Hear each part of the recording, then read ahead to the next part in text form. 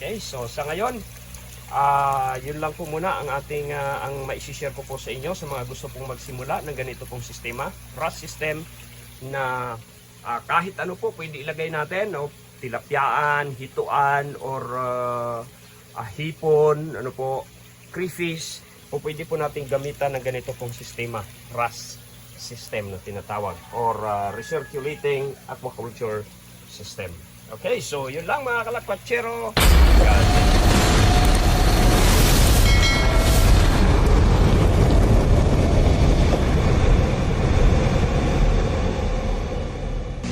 Oy, isang mapagpalang araw ulit sa lahat ng mga madiskarteng lakwatsero.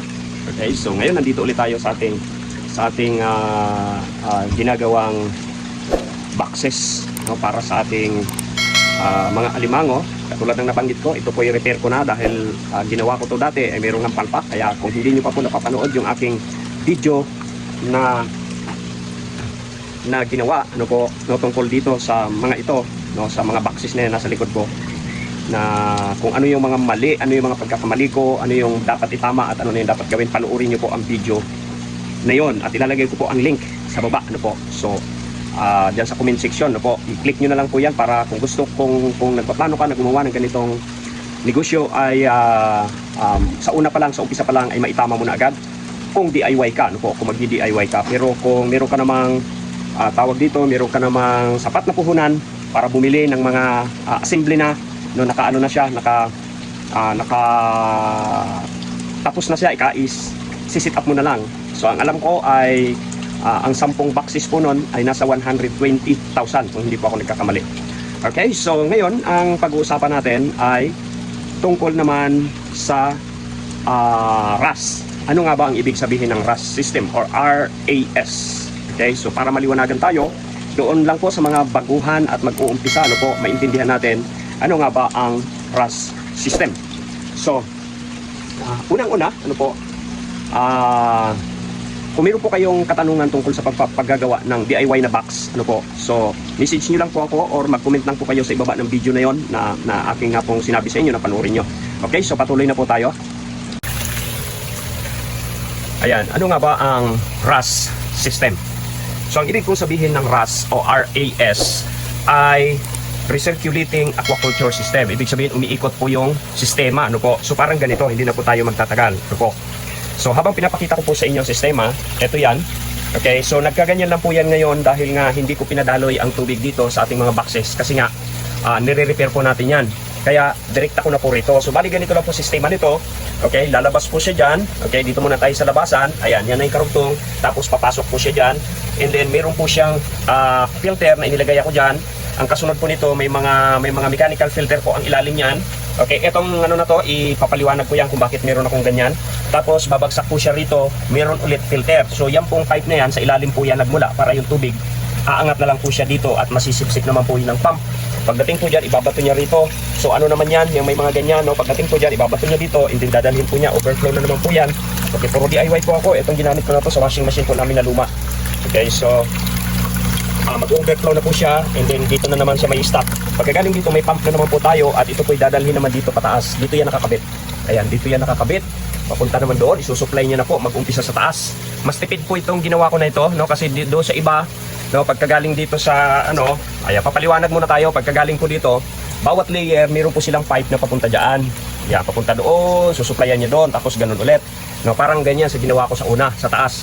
And then, kung ilang layer yan, pagdating dito, dahil 4 na layer po itong ginawa ko na to, and then 4 na layer po yan. Ang ginawa ko, para makatipid po ako sa materyales, so isa lang po yan, susupply niya papunta doon sa taas po nag-umpisa. Ayan, so bawat isa rito, meron na pong daluyan. Tika lang. Okay, may daluyan na po yan, dito na po bumabagsak yan. Pagbagsak po yan, dire-diretso na po siya rito, pababa, pababa, pababa. And then, lalabas naman po siya dito sa ating pinakang outlet. No, labasan ng tubig, babagsak po siya dito. So ganun lang po ang sistema ng RAS system. So ngayon kapaliwanag ko, ano po, ang RAS system ay isa pong sistema na ito na kung saan paulit-ulit lang po yung tubig, ano po, na nililinis po, no, paulit-ulit lang, ganyan lang, pasok siya doon, tapos labas naman po siya rito, dadaan siya dito sa filter. Meron po tayong filter dyan, and then mechanical filter, nilagyan ko pa ng extra filter ulit dito, tapos itong filter na to. Okay, so dito sa ating RAS system, meron po tayong 4 na tawag dito, component ano po na pwede nating gamitin, no? Siyempre mayroong pump, no? Depende sa iyong DIY kung anong mga sistema, ano yung, kasi ikaw yung magpaplano, okay? Kapag may idea ka na, pwede mo rin gayahin itong sistema na to. Kung wala ka pang idea sa sistema, pwede nyo pong gayahin ito sa mga mag-uumpisa. So meron po tayong 4 na component. Una, pagbagsak siyempre dito, yan po yung unang bagsak ng tubig. So marumi po yan, may mga dumi po yan dyan na galing dito sa tira-tira ng mga pagkain po ng ating alimango, o isda man yan, hipon man yan, o kung ano man yan, o crayfish man yan, no? Basta meron pong dumi yan na babagsak dito. So pagdating po dyan, sasalain po nito itong ating foam, no, na filter. Bago yan, lulusot dito. Actually, hindi pa talaga ito naaayos. Kapag ngayon, iaayos po natin yan, no? Pagagandahin po natin yan. So nilagay ko lang talaga dyan as a temporary dahil habang nag-o-observe po tayo sa ating tubig. Pagdating po niyan, paglampas po ng tubig dito, meron po ako mga mechanical filter niyan dyan sa loob. Ito katulad nito. Ayan, yung mga labarak, yan, dami po yan. And then pagdating po dyan, no, mag-overflow naman po yan. And then dadalhin naman po niya dito. Okay? So ang ano po, ang tawag dito, ang filtration natin, unang-una, ang purpose po ng filtration natin ay tinatanggal ang dumi o kahit yung mga ammonia, ano po, at iba pang dumi na mula po sa tira-tirang pagkain. Itong filtration na to. Okay, yung biofiltration naman, ginagamit ng bakterya para gawing mas ligtas ang tubig para sa alagang hayop. Ito po yung biofilter natin. Ito mga bilog-bilog na to. Yan. So, media filter, ang tawag po dyan, na-order po yan sa online. Bali, tirahan po ito ng mga good bacteria. Okay, tirahan po yan ng mga good bacteria natin. Yan po yung tinatawag na biofiltration. Oxygenation, ito naman po yung, dapat meron din tayong tawag dyan. Yan. Pump, ano po, aerator. Ito yung aking aerator. Yan na nakasabit yan. Aerator po yan, hangin lang po talaga yan na siya nagdadala niyan, bukod po yung pump. So, ang oxygenation kasi napakahalaga po niyan, no, para mabigyan ng sapat na hangin ang ating tubig, no? Kaya ganito ang ating ginagawa, ano po. So, aerator po yan, oxygen. And then yung water circulation, siyempre, gumagamit nga tayo ng pump, ano po. Yan, ganito na. Yan, may maliit ako na pump dito kasi istakan lang naman to para madala dito. So gumagamit po tayo ng pump. Yan po yung water circulation. Siya na po yung bahala mag-circulate, no? Dadalhin niya ulit doon. Ulitin ko lang, and then ibababa niya dito. So pagdating naman dito sa overflowing na to, ay may pump naman tayo para naman dalhin niya dito. So yan po yung circulation natin. Ano ba ang kahalagahan ng o gaano ba kaganda itong RAS system? Ano po? So unang-una, nakakatipid po tayo sa tubig, no, dahil nga hindi tayo palit ng palit katulad nito. Actually, itong mga ito, palagay ko isang buwan na to na hindi po ako nagpalit ng tubig. Nagdadagdag lang ako ng tubig dahil kung minsan noon nga, yung ginawa ko noon, no, doon sa video ko nga una ay napakaliliit lang po ng hose. Ayan yung mga hose na nilaglag natin, na pinanggalan natin.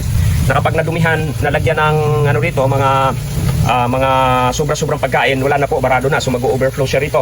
Pag nag-overflow yan, siyempre mababawasan yung ating tubig. Kaya magdadagdag ka. Ganun lang po ako nagdadagdag.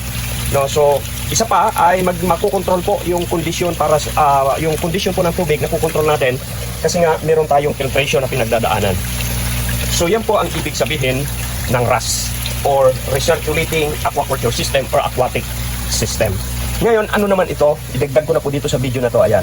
So, sa mga nakakaalam nito, ito po may na-discover, may nag-share lang din po sa akin na nag-aalaga ng alimango, which is, di ba, alam natin ang alimango ay makukuha natin sa mga bakawan, no, sa mangrove forest, ano po, karamihan yan sa mangrove. Ngayon, yung nag-share sa akin, nag-experiment siya, nalagyan ng mga mangrove, magtanim siya ng mangrove dito sa kanyang sistema mismo. Since na hindi natin pwedeng lagyan dito, o siguro kung meron akong maliliit, no, pwede ko siguro lagyan isa-isa yan.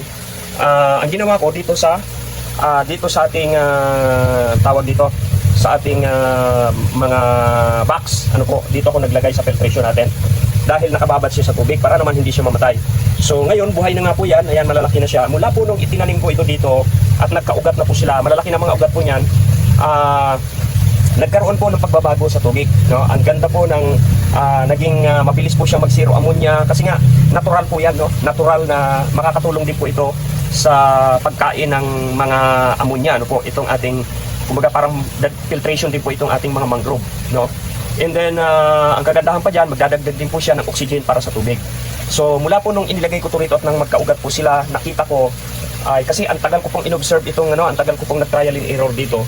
Ang tagal talagang bumili pa ako ng mga good bacteria na kinocultured, no po. Pero hindi talaga siya, hindi po talaga ako nag-success doon hanggang sa ito nga.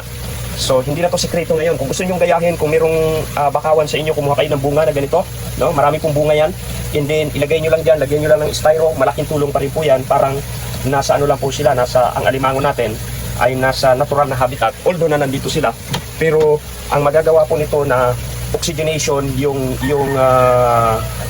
ilalabas na chemical nito na mula sa kanyang natural na yung likido niya, so mapapasama po yan dyan sa tubig.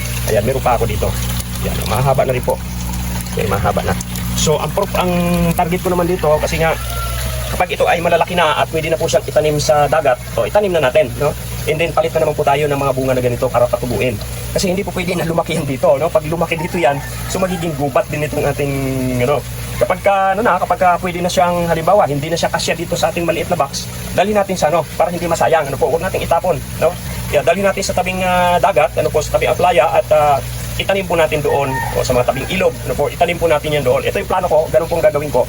Kapag malalaki na yan, at hindi na sila po kasya dito, masyadong malalaki na ugat, dadalhin ko po yan doon sa tabing ilog na marami naman po dito sa amin at itatanim po natin para hindi po siya masayang, and then lagyan po ulit natin ng panibago. Ganun po ang plano ko dyan, para hindi masayang yung ating mangrove, para maalagaan din natin yung ecosystem ng ating mangrovean, yung ating bakawan. Okay, so nakatulong na po tayo, and then magiging maganda pa po ang resulta ng ating tawag dyan, ng ating pag-aalaga. Sa ngayon, ito lang po muna ang ating mai-share sa inyo tungkol po sa RAS system. Kung meron po kayong tanong, sa abot po ng ating makakaya ay sasagutin po natin, lalo na po doon sa mga mag-uumpisa ng ganitong negosyo. Siyempre, pag DIY, kung saan tayo makakatipid, kung saan kailangan planuhin natin kung paano ka makakatipid. So, kaya ito. So, ngayon, 40 boxes po yan. Ang naging expenses ko po sa lahat na ito, boxes, itong kubo-kubo na pinaglagyan ko, ay nasa 16,000 o mga 17,000 siguro mahigit. Okay? So sa susunod, ay gagawa naman tayo ng video bakit, siguro magtataka kayo, bakit brown ang ating tubig. So meron din po akong ginawa dyan, bakit yan ay brown.